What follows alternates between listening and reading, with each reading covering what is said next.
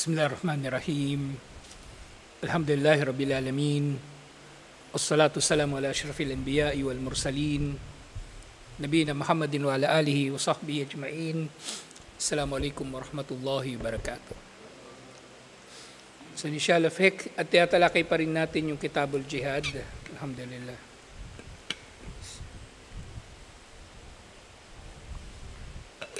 So balikan natin al-babul awwal. Ta'riful jihadi wa fadluhu wa hukmuhu wa syurutuhu wa muskitatuhu.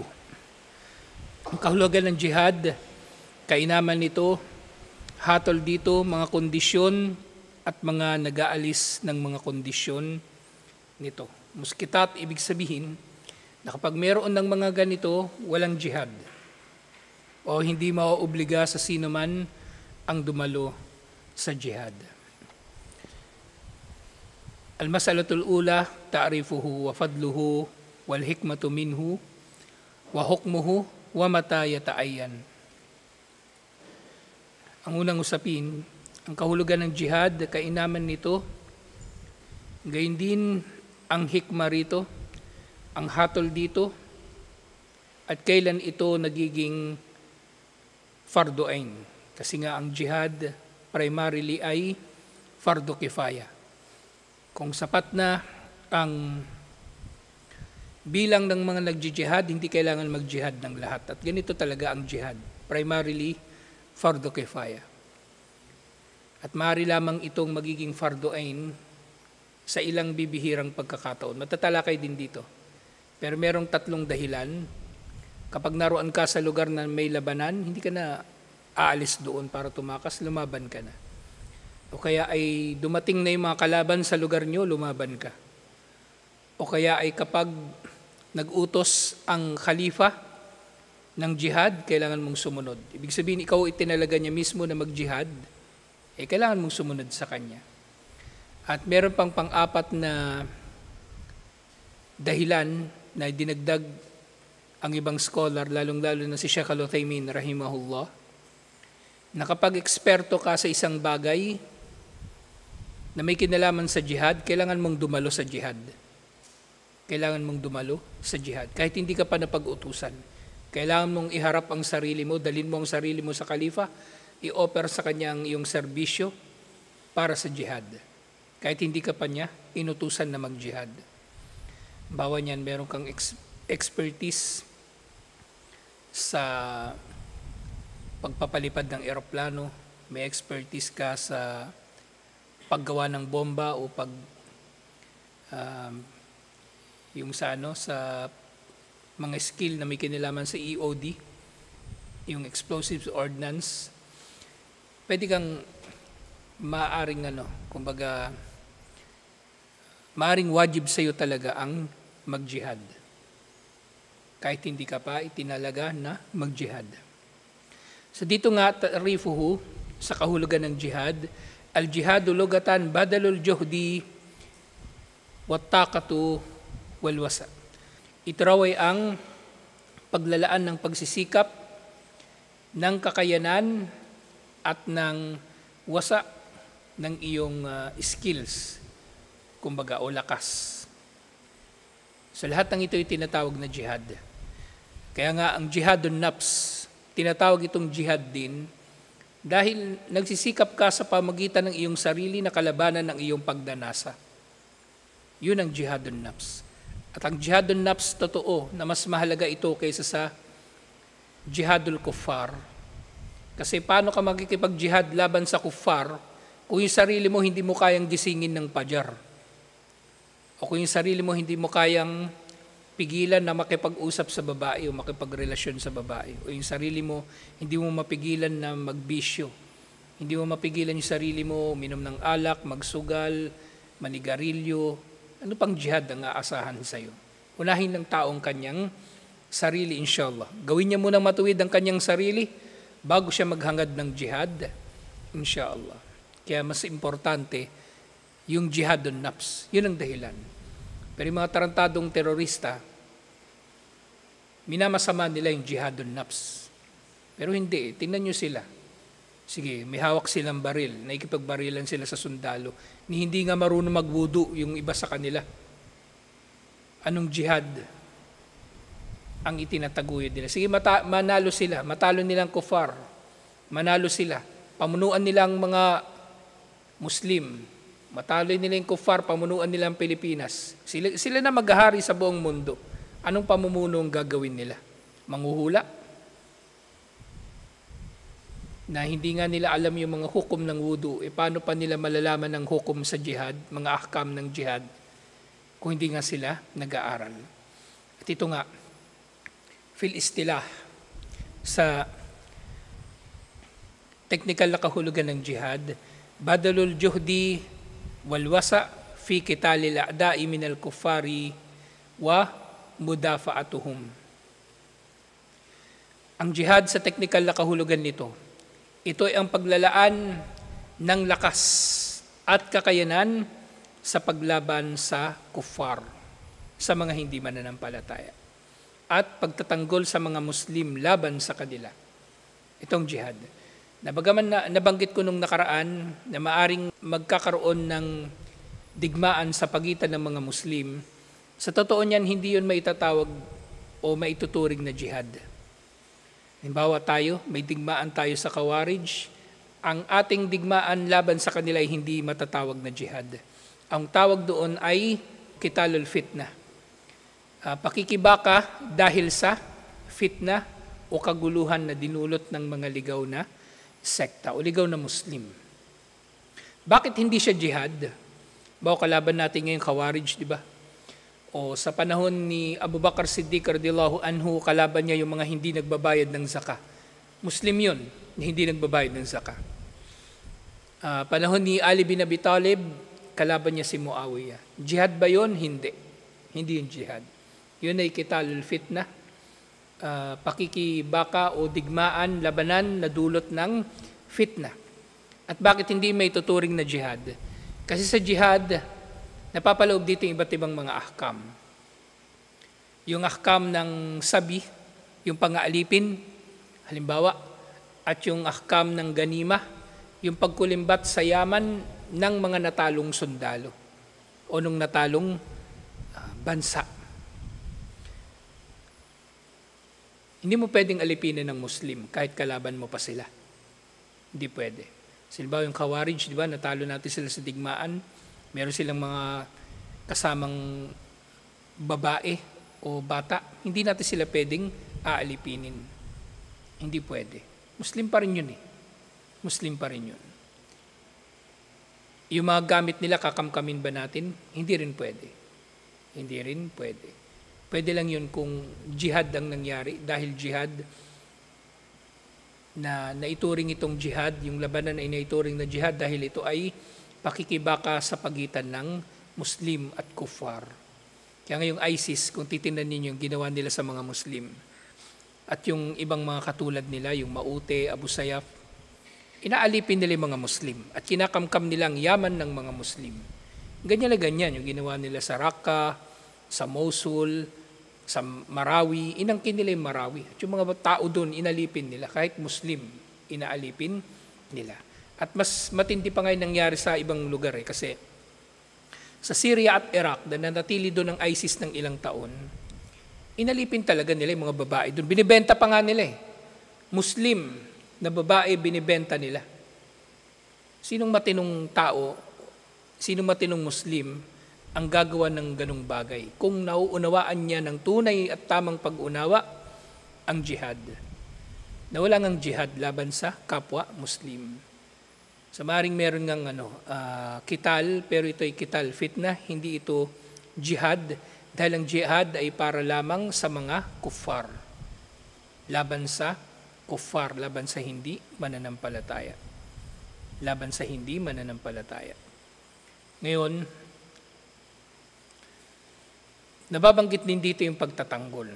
Ibig sabihin, it's either ang jihad ay offensive o defensive, pareho itong legitimate, inshallah. Kasi merong mga apologetic na mga Muslim, sinasabi nila ang jihad lang daw ay pwede lang kapag magtatanggol ang Muslim sa sarili niya. Hindi ganun. Pwedeng ang Muslim ang sasalakay at ang mismong mga sahaba ang gumawa nito. Mga mismong sahaba ang gumawa nito. So ang jihad ay laban lang ito sa mga hindi mananampalataya. Kaya umpisa pa lang, alam na ng mga scholar na mali ang ginagawa ng mga teroristang grupo na sila ay pumapatay ng Muslim, nangaalipin ng Muslim at nangangamkam ng yaman ng Muslim. Kasi ang layunin ng jihad, yun din, ang pangalagaan ang maqasid syariah. Pangalagaan ng maqasid syariah, pangalagaan ng relihiyon, buhay, yaman, karangalan, at pag-iisip ng Muslim lalo na. Pero kung merong hindi Muslim, pangangalagaan din yun ng mga Muslim sa pamagitan ng jihad. At ang jihad, syempre, pinakapinangangalagaan nito ang relihiyon natin.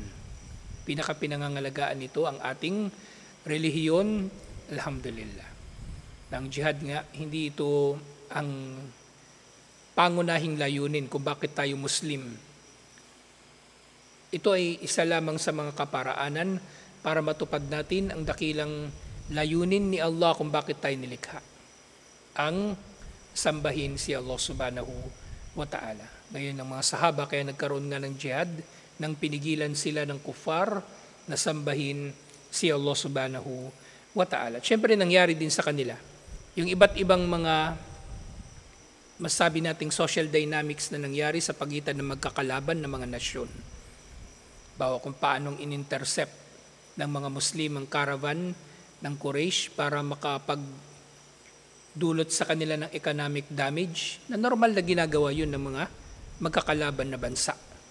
Normal na ginagawa yun ng magkakalaban na bansa. Pero syempre, nililinaw ko na ang labanan sa Badar, yung paghabol nila sa caravan ni Abu Sufyan, hindi yung katulad ngayon ng ginagawa ng mga terorista na nang-hijack ng eroplano, mga hijack ng barko, kukunin nila yung laman ng barko, kidnap for ransom. Hindi yun, terorismo yun.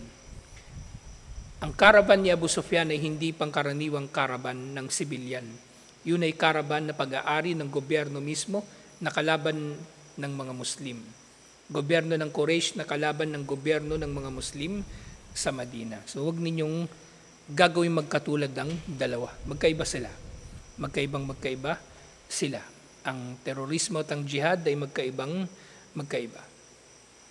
So doon nga sa fadluhu wal hikmatu minhu, ang kainaman nito at ang hikma rito.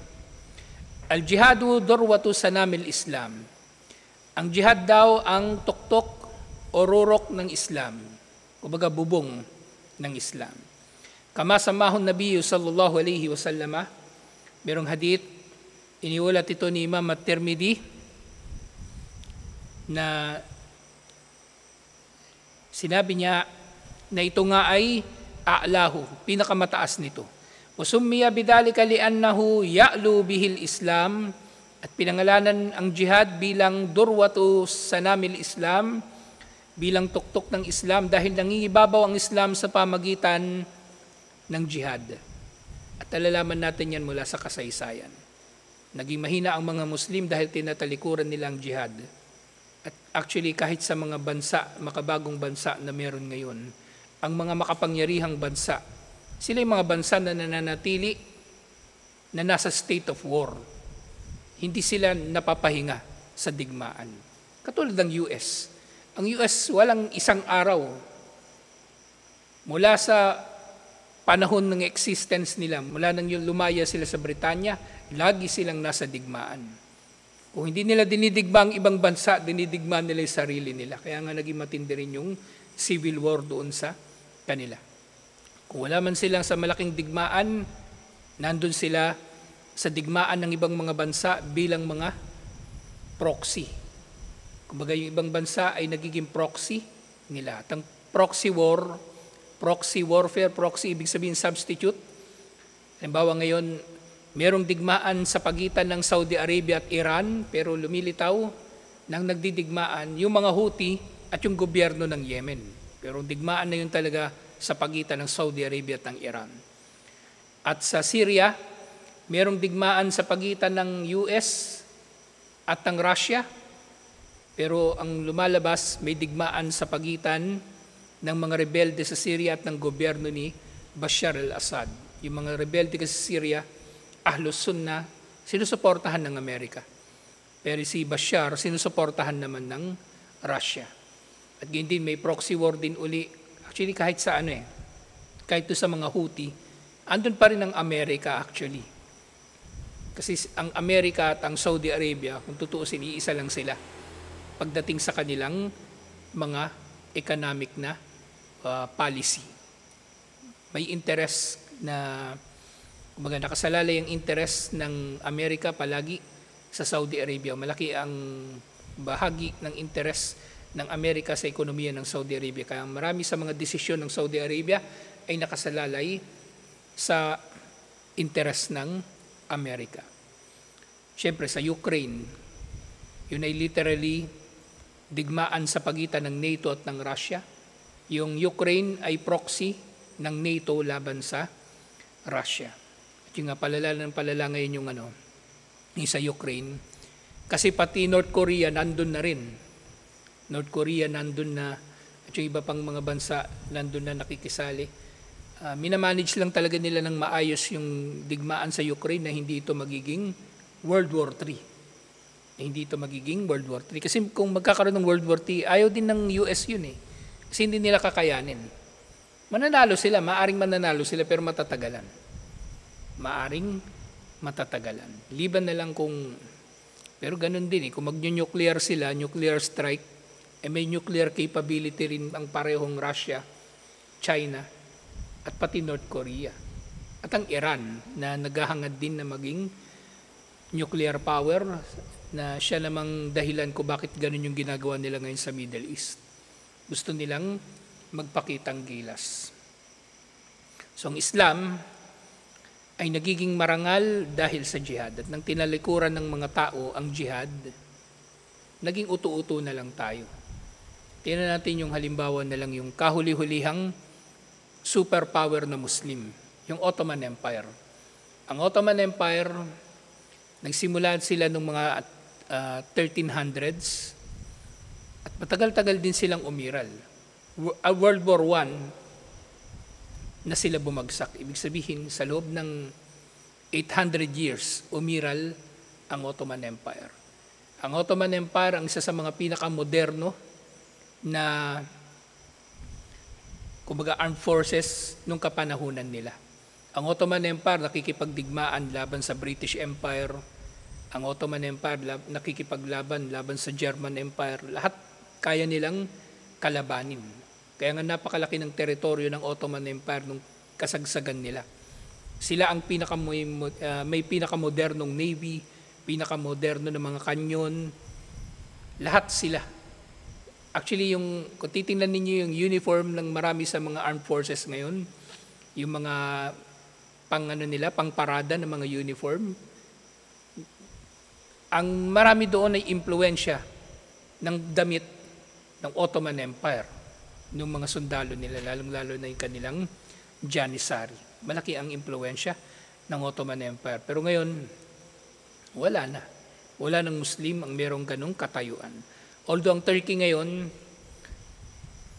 nagkakaroon ng revival sa Turkey, lalong-lalo na nung panahon ni Erdogan, early 2000s, nung siya ay naging prime minister, presidente siya ngayon ng Turkey.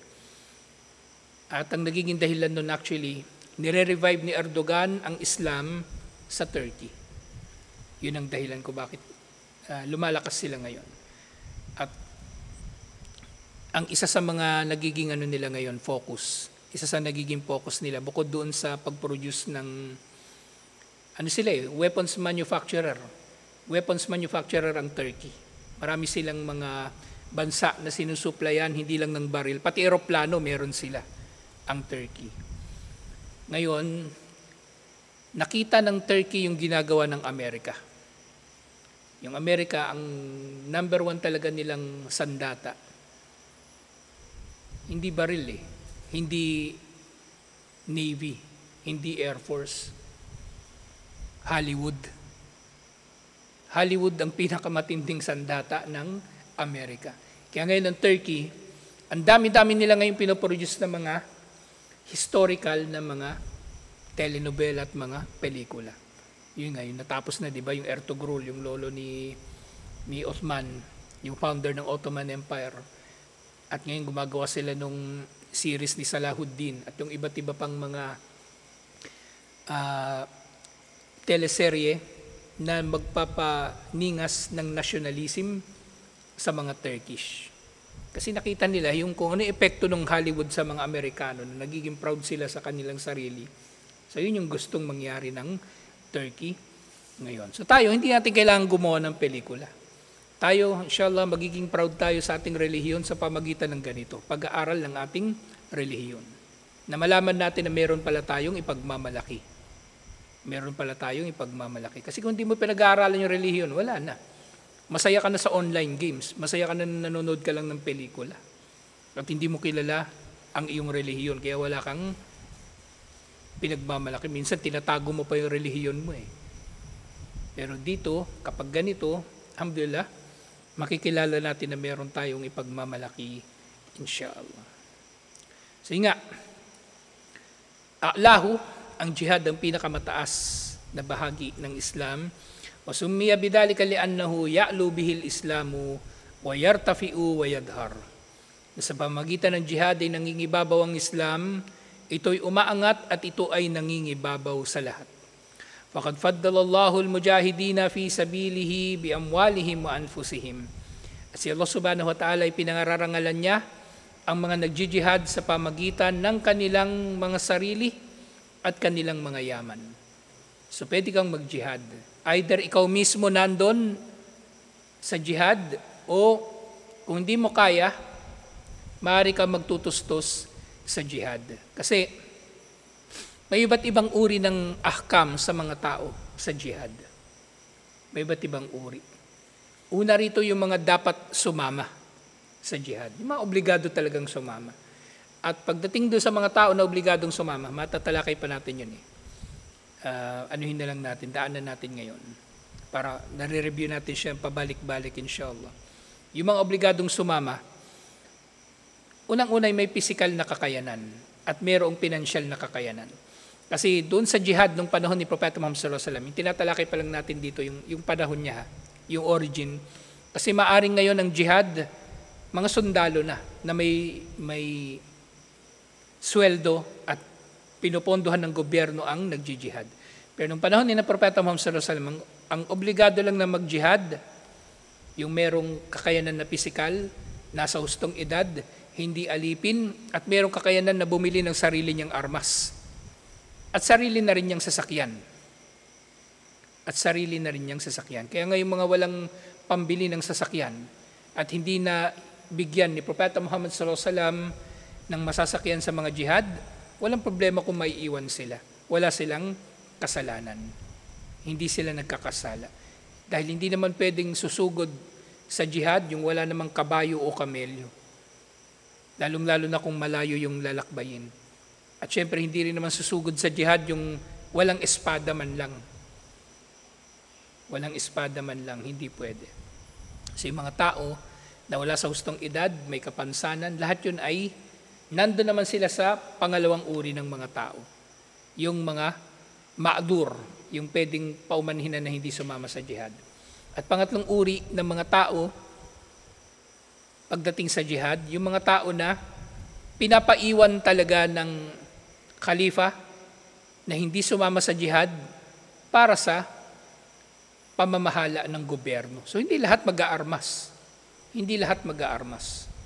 At syempre, kabilang din doon sa mga tao, sa mga 5 uri ng tao sa jihad, yung mga munafikin, yung mga munafik na nagpapaiwan sa jihad, kasi ayaw naman talaga nila ng jihad. Ang gusto nila, matalo ang mga Muslim. At okay lang din. Dito meron tayong pinagdududahan ng munafik. Hindi talaga natin sasama yun, kasi isama man natin yun, pagkakanulo tayo nun eh. Ipagkakanulo tayo nun. Kaya sa panahon ni Propeta Muhammad sallallahu alaihi wasallam, kasi nga di ba si Abdullah bin Ubay bin Salul umatras doon sa Uhud Pinayagan lang siya ni Propeta Muhammad sallallahu alaihi wasallam. Kasi wala naman siyang gagawin din dun eh. Nandun man siya, wala, sisiraan lang na ang loob ng mga mujahidin. Magsasabi lang yun ng kung ano-ano. At magiging kabilang lang siya doon sa murjifin. Murjif, ibig sabihin, yung pinayayanig niya ang puso ng mga mujahidin. Sa halip na matatag sila, bumubulong-bulong siya sa kanila ng kung ano-ano. Sabihin niyo, mamamatay tayo rito, ang dami-dami ng kalaban. Di ba gago, di ba? O iwan mo na yun, huwag mo na isama yun. At syempre, maaari din panlimang uri ng mga tao pagdating sa jihad, yung mga swail. Maaring hindi sila munafik, pero ayaw lang talaga sumama. Yung ngayon, katulad nung nangyari doon sa Tabuk, na may mga naiwan na sahaba, at nagalit talaga si Propeta Muhammad sallallahu alaihi wasallam at hindi sila kinausap ng ilang buwan. Pero hindi sila munafik. Alam ni Propeta Muhammad sallallahu alaihi wasallam ang antas ng kanilang pananampalataya. Pero nga dito, kaya tinukoy dito na si Allah ay pumupuri sa mga nagjijihad sa pamagitan ng kanilang yaman at mga sarili. Kasi nung panahon nila, sila ay nagtutustos sa kanilang mga sarili. Silang nagtutustos sa kanilang mga sarili. Actually, condition nga sa jihad yung kailangan ikaw magtutustos sa sarili mo. Noong panahon ni Propeta Muhammad sallallahu alaihi wasallam. Kasi maaring magbabago na ngayon kasi maaring may sapat ng yaman ng gobyerno ng mga Muslim para bigyan ng armas yung bawat isa sa mga sundalo. Hindi ka pwedeng mangutang. Hindi ka pwedeng mangutang para may armas ka, hindi pwede. Liban na lang kung may consent yung inutangan mo. Na yun nga, o mangutang ka sa kanya pambili ng espada, walang problema sa kanya. Na kahit mawala ka, mamatay ka, walang problema. Okay, meron kang utang sa kanya, hindi ka pwedeng magjihad hanggat hindi siya pumapayag na umalis ka. Kasi pwedeng mamamatay ka doon tapos hindi ka na makakapagbayad ng utang. Kasi matindi ang utang. Kahit sa mujahidin na naging shahid, sinisingil pa rin yung utang nila. Dapat pa rin nilang pagbayaran. At syempre, hindi ka pwedeng magjihad kung hindi pumapayag ang iyong magulang. Kailangan papayag ang iyong magulang. Kaya nga yung mga sumali sa Maute, yung iba doon, hindi nga alam ng magulang nila na nandun sila. Kahit hindi Muslim yung magulang, hindi mo pwedeng basta-bastang iwan para mag-jihad. At ito yung mga basic na mga bagay tungkol sa jihad. Pero yun nga, dahil yung tao nagmamarunong, wala na. Naisantabi nila. Samantalang ang jihad bilang pinakamataas na antas ng gawain sa Islam, dapat sikapin natin na magagawa natin ng tama. Kasi nga, napakahalaga nito. Di ba kahit si Propeta Muhammad sallallahu alaihi wasallam sumasama sa jihad. At kahit yung mga scholar actually, nandun din sila sa jihad. Halimbawa niyan doon sa mga kilalang scholar na sumasama talaga sa jihad. Halimbawa niya si Ibnul Mubarak, yung madalas na babanggit ko, si Ibnul Mubarak, sumasama siya sa mga jihad ng Abbasiyah, ng Khalifa, ni Harun al-Rashid. Sumasama siya. Minsan pang araw, kalagitnaan ng lecture, meron lang nagtatawag sa labas. Yung tagatawag ng Khalifa, pinatatawag na yung mga tao. At isa sa mga pinantatawag nila sa jihad, Ya khaylallahi irkabi. O mga kabayo ni Allah, sumakay na kayo. O khaylallah, kumbaga hindi man kabayo ni Allah literal. Yung cavalry. O cavalry ni Allah, sumakay na kayo sa inyong mga kabayo, aalis na tayo. So, nagle-lecture daw noon si Ibnul Mubarak, tinigil niya yung lecture niya, sumama doon sa jihad. Sumama doon sa jihad. So, ganun ka laki yung reward ng jihad. Si Ibn Taymiyyah, rahimahullah, diba? Kasama pa siya sa jihad laban sa mga Mongol. Pero yun nga, dun, nabanggit ko nga kanina din yung yun nga, sa tama, kung yung mga Mongol noon, Muslim na. So, hindi rin pala jihad yung ginawa nila laban sa mga Mongol nung panahon na yun. Doon sa Marjus Safar. So, yun ay masasabi na natin, mapapabilang na yun sa Qital Fitna. Pero yung labanan doon sa Ain Jalut, sa pagitan ng mga Mamluk at ng mga Mongol noong 1258, na hindi pa na Muslim yung mga Mongol doon, yun talaga jihad.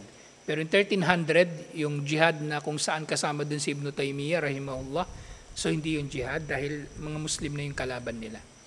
Mga Muslim na ang kalaban nila. Nga, sinabi rin, wawad adahumul jannah, si Allah ay nangako sa mga mujahidin ng paraiso.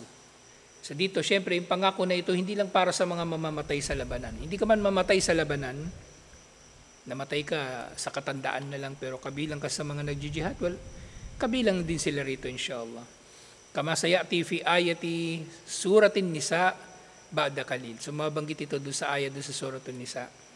Wal ayatu wal ahadith fi faddil jihadi wal mujahidina kathira. So marami ang mga hadith at mga ayat tungkol sa mga kainaman ng mujahidin. Napakaraming mga naiulat na mga aya o naiulat na mga hadith, syempre mga ayat tungkol sa kanila na isisingit din natin inshallah. Wala dito yun, kasi ano ito eh. Kasi itong libro nga, summarize siya ng Ahkamul Jihad. Pero sisingit natin kasi kinuha natin itong libro para lang magiging reference natin. Pero isisingit natin yung mga bagay na yon, inshallah. Nabukod doon sa kainaman ng jihad at ng mga mujahidin.